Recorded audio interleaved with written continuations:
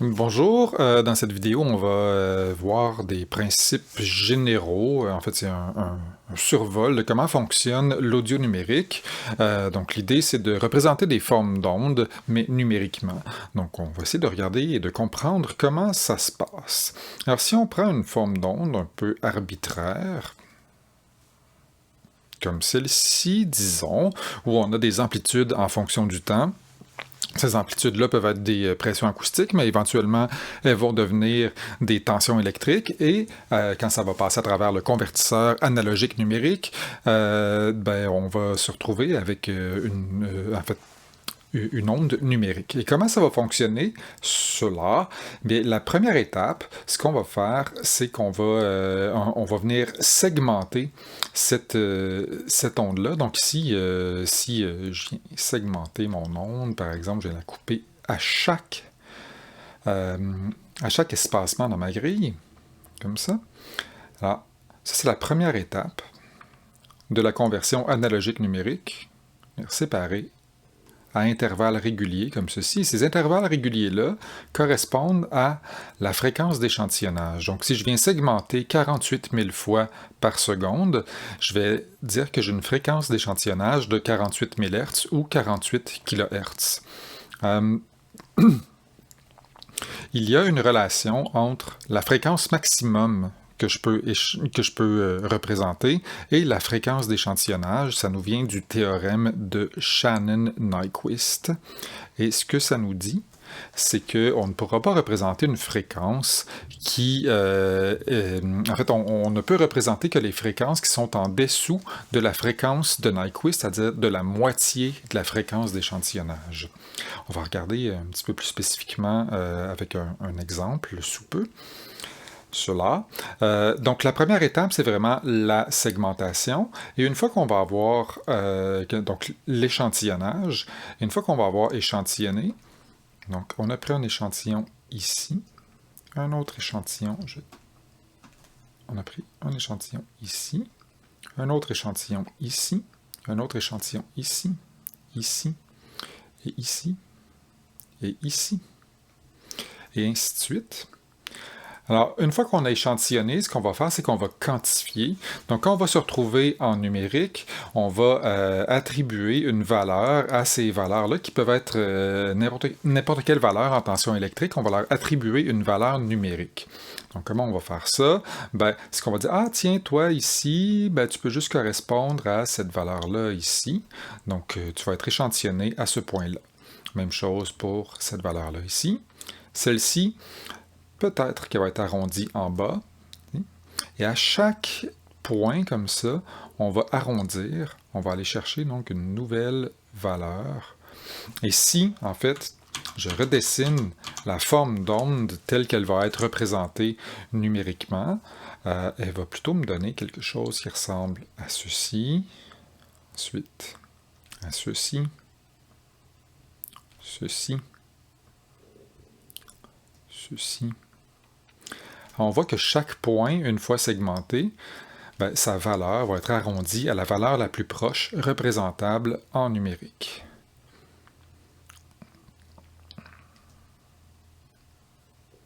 Comme ceci.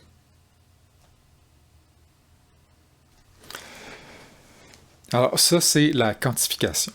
Alors on va retourner, donc en fait, une fois qu'on a fait ces deux étapes-là, on va se retrouver avec une série de nombres binaires qui représentent notre forme d'onde. Donc on va savoir que notre fréquence d'échantillonnage, par exemple, peut être à 48 000 Hz et la quantification va être définie par le nombre de bits qu'on a utilisé, parce que le nombre de bits a un impact direct sur le nombre de paliers qu'on a ici sur notre axe vertical. Donc ici, si j'ai beaucoup de bits, je vais avoir plus de valeurs disponibles. Généralement, nous, on va enregistrer à 24 bits, où on va avoir un total de, attention, j'ai le 2 exposant 24 valeurs différentes sur l'axe vertical. Je vais y revenir sous peu. Pour l'instant, allons explorer un petit peu le théorème de Nyquist. Donc, on peut regarder ce qui se passe ici. Dans le petit applet ici, le théorème de Shannon-Nyquist, on voit une onde qui est échantillonnée. Donc cette onde-là, présentement, elle est à 1,3 Hz et elle est échantillonnée à 26,4 Hz ici. Donc on voit qu'il y a amplement de points d'échantillonnage pour représenter mon nombre. Et ici dans le bas, on voit un tableau des amplitudes en fonction des fréquences. Donc on voit ici en fait que j'ai ma fréquence ici à 1,3 Hz. J'ai la fréquence d'échantillonnage à 26,4 Hz. Et ici au centre, j'ai la fréquence de Nyquist. Et ça, en fait, ce que ça me dit, la fréquence de Nyquist, c'est toujours la moitié de la fréquence d'échantillonnage. Mais je ne serai pas capable de représenter une onde qui va au-delà de ma fréquence de Nyquist. Et vous allez bientôt voir pourquoi. Donc ici, j'ai beaucoup de points pour représenter ma courbe. Si je viens augmenter le nombre de points, tout va bien. Si la fréquence que j'essaie de représenter devient plus élevée que ma fréquence de Nyquist, je me retrouve avec une onde en vert qui est la résultante de ce qui sera reproduit. Donc c'est une fréquence de repliement. C'est une fréquence qui n'était pas là. À l'origine, j'avais l'onde en bleu ici, mais j'ai pas assez de points pour la représenter. Donc à la reproduction, je vais me retrouver avec une fréquence ici en vert qui n'a rien à voir avec la... en fait, qui a quelque chose à voir avec la fréquence d'origine, mais qui n'est pas ma fréquence d'origine. Quelles vont être ces fréquences de repliement-là? Si j'ai une fréquence, ici j'ai augmenté au maximum à 50 Hz ma fréquence d'échantillonnage. Si j'augmente au-delà de la fréquence, je vais mettre à 40 Hz, comme ceci. Si j'augmente la fréquence que j'essaie de représenter au-delà de 20 Hz, qu'est-ce qui va se passer? Je vais me retrouver avec une fréquence de repliement en vert, et cette fréquence de repliement-là, si jamais je suis à 25 Hz, ma fréquence de repliement se retrouve à 15 Hz. Donc, elle va toujours être à la fréquence d'échantillonnage moins la fréquence que j'essaie de représenter. Donc, si le 15 Hz, c'est 40 Hz moins 25 Hz, et j'ai une fréquence de repliement qui apparaît à 15 Hz. Donc, le phénomène de repliement peut se produire si jamais on essaie d'enregistrer des fréquences qui dépassent la fréquence de Nyquist. Mais heureusement, dans les appareils qu'on utilise, nous, il y a des filtres anti-repliement. Donc, on n'aura pas de souci de fréquence de repliement. Ceci dit, c'est quand même intéressant de savoir que c'est des technologies qui ont évolué et avec d'anciennes technologies numériques, on peut avoir des duretés dans le son qui correspondent à des fréquences de repliement audibles. J'ai des exemples pour vous. Ici, donc, j'ai une note de piano qui va être sous-échantillonnée. Alors, ma note de piano, ici, elle se comporte très bien. Elle a été échantillonnée donc à 48 kHz. Maintenant, puis on voit son spectre ici dans Reaper, donc le spectre il va quand même assez haut. Maintenant, si j'écoute une version sous-échantillonnée, donc comme si elle avait été échantillonnée à 8 kHz, qu'est-ce qui va se passer? Tout le contenu qui dépasse 4 kHz va se retrouver replié dans le spectre. Donc ici, on va voir que le spectre est vraiment limité en dessous de 4 kHz et on va entendre des fréquences de repliement.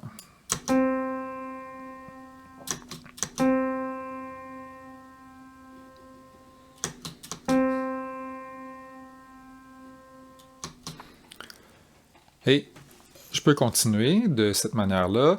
Si j'exagère encore et que j'échantillonne à seulement 3 kHz, donc on n'a rien qui dépasse la fréquence de Nyquist qui est à 1,5 kHz. Ici, donc, la fréquence maximum, c'est 1,5 kHz. Et tout ce qui dépassait se retrouve replié dans le spectre et ça donne beaucoup d'artefacts qu'on entend clairement ici. Donc, heureusement, comme je disais, on n'a pas à s'en faire avec ces soucis-là. Nos enregistreuses fonctionnent très bien. Là où ça pourrait apparaître dans votre vie, c'est en synthèse. Si vous faites de la synthèse sans faire attention à limiter vos algorithmes en bande passante, vous pourriez vous retrouver avec des fréquences de repliement dans votre spectre audible. Alors, si on regarde un peu ce qui se passe au niveau de la quantification, en fait, ça vaut la peine de se pencher un petit peu sur ce qu'est le numérique. Et pour représenter, en fait, pour parler du numérique, j'aime bien l'idée de représenter cet immeuble qui aurait des étages séparés avec un ascenseur, en fait, adressable en binaire. Alors, ici, j'ai les boutons de mon ascenseur qui sont adressables en binaire. Si, en fait, mon immeuble a 2 étages, donc, je vais me retrouver avec un étage qui est ici l'étage 0 et ici l'étage 1. Alors,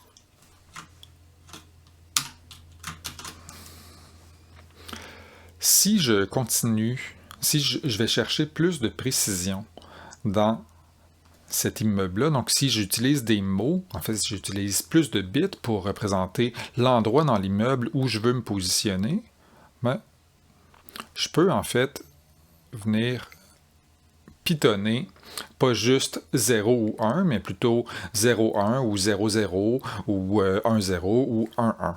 Donc, ce que ça va me permettre de faire, si je viens pitonner plus longuement sur mon ascenseur, sur les boutons de mon ascenseur, ben, je vais avoir 2 fois plus d'options.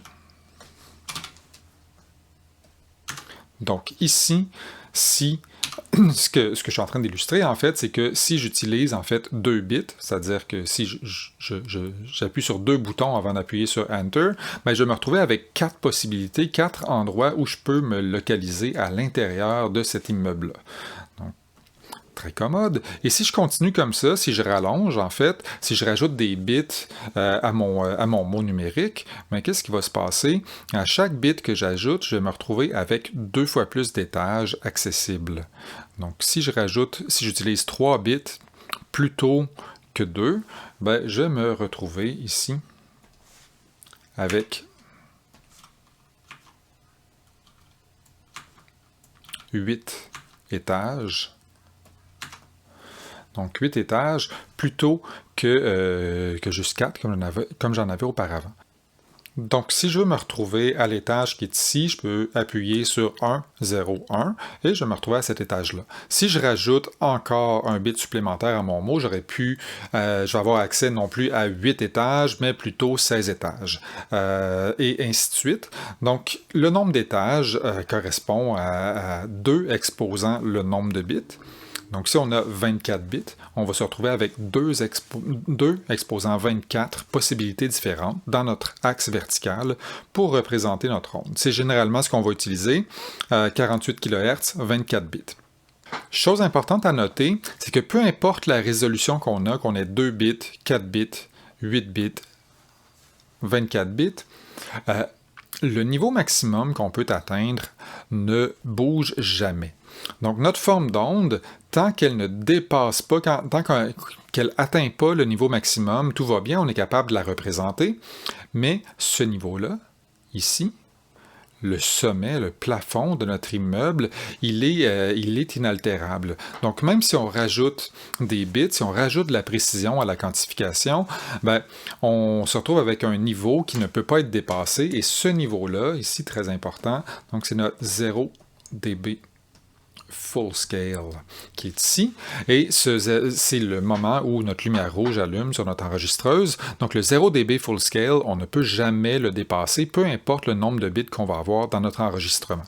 Il y aura une petite exception à ça, et ça va probablement être de plus en plus fréquent comme type d'appareil. Si on enregistre à 32 bits, floating points, ou en virgule flottante, on n'aura pas le souci du 0 dBFS. Mais c'est encore des enregistreuses qui sont relativement rares, il n'y en a pas tant que ça, mais ça va très certainement devenir de plus en plus fréquent.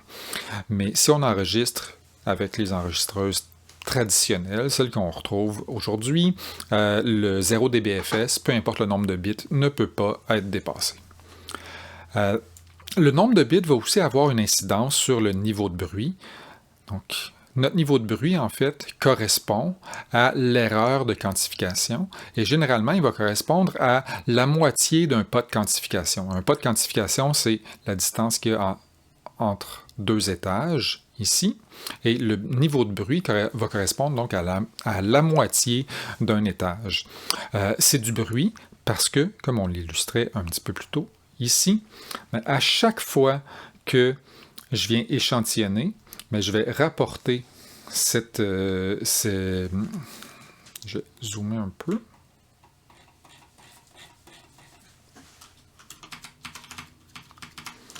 Donc, mon point, il va être déplacé un petit peu. Et ça, c'est une erreur. Donc, mon erreur de quantification, elle va être perceptible sous forme de bruit. Et si on ne fait pas attention, ce bruit-là, il va prendre la forme d'une distorsion.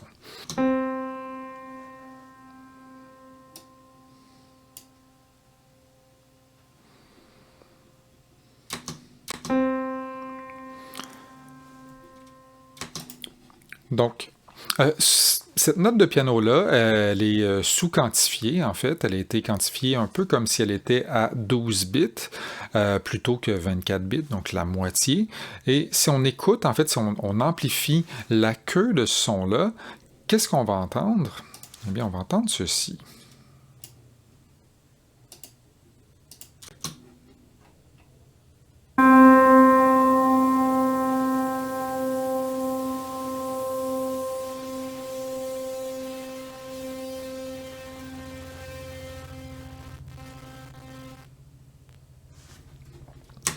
Donc, si on compare avec notre son d'origine, quantifié à 24 bits, on n'a pas du tout ce problème de distorsion.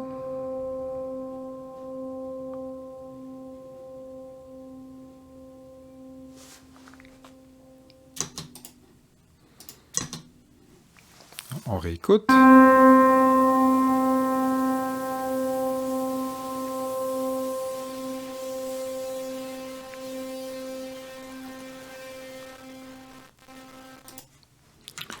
Alors, le phénomène ici est exagéré volontairement. Généralement, on n'aura pas ça dans nos sons, mais un problème qu'on peut avoir, c'est si on enregistre notre niveau, si on enregistre à un niveau qui est trop faible sur nos enregistreuses, donc si on ne fait pas attention à notre gain au moment d'enregistrer, qu'est-ce qui va se passer? Bien, on va se retrouver avec un signal qui va osciller juste dans le bas de notre registre, de notre ambitus total. Et donc, essentiellement, ce qu'on fait, en fait, si on enregistre juste dans le bas, comme ça, c'est qu'on va utiliser seulement les bits les moins significatifs, seulement quelques bits.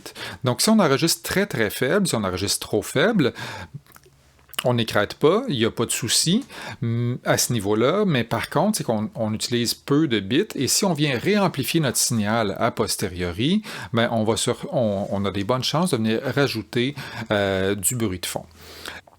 Alors, généralement, comme il y a une technologie qui s'appelle le dithering, on n'aura pas des problèmes aussi drastiques que ce qu'on vient d'entendre, donc les distorsions ne seront pas aussi dérangeantes, mais on peut quand même avoir des problèmes de bruit de fond qui proviennent de l'enregistrement numérique ou de nos appareils qui produisent du bruit de fond. Donc, pour bien enregistrer, ben, on a intérêt à venir ajuster nos niveaux de façon à ce que notre signal module bien. Donc, pour qu'il module bien, ben, il faut qu'il occupe l'ambitus le plus grand possible à l'intérieur ici de notre bâtiment. Et il ne devrait jamais atteindre le niveau maximum de 0 dBFS. Alors, je récapitule. Quand on enregistre en numérique, on va avoir une étape d'échantillonnage. Et l'étape d'échantillonnage va avoir un impact sur la bande passante. Donc, si on enregistre à 48 kHz, par exemple, on ne pourra pas enregistrer des fréquences qui vont au-delà de 24 kHz. En fait, 24 kHz est exclu également. Et donc, après avoir échantillonné, on va avoir une quantification, c'est-à-dire qu'on va attribuer une des valeurs binaires disponibles. Donc, ça, c'est l'amplitude sur l'axe vertical. Et ça, ce sont des valeurs donc, à 24 bits généralement. Et ça va avoir un impact sur le niveau de bruit de notre enregistrement. Alors, ça résume grosso modo ce que j'avais à dire sur l'enregistrement audio numérique. Donc, ce n'est qu'un survol. Évidemment, on est pas allé en profondeur sur le sujet. À une prochaine.